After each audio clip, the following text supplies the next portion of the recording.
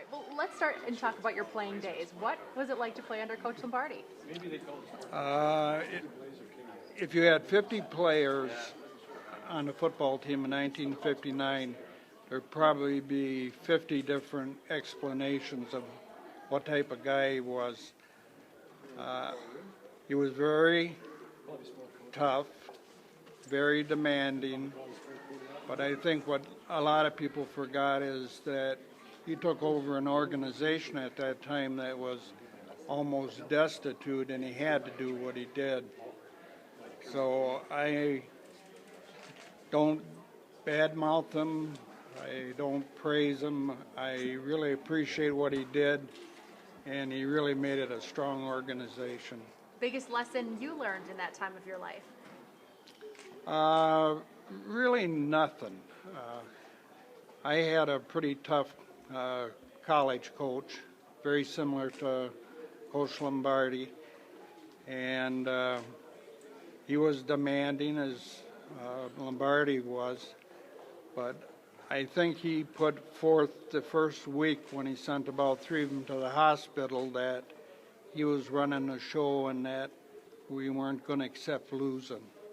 Talk a little bit about the pride of playing for that team. When we first started out, as you all know, we won the first three games.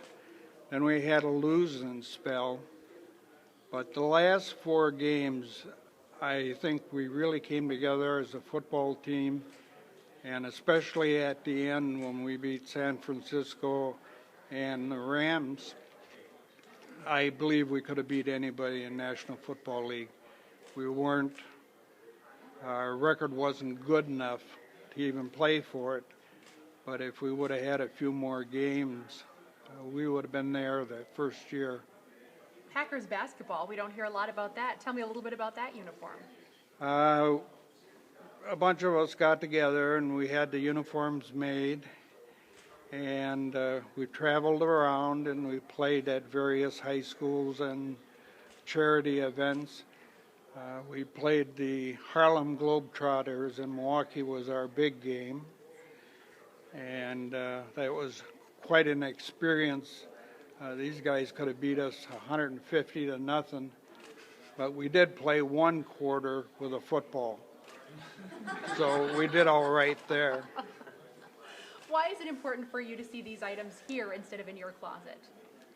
I didn't know that the Hall of Fame would even be interested in them, and I've all my football stuff from the time I started in fifth grade. I have every article of clothing or the written articles.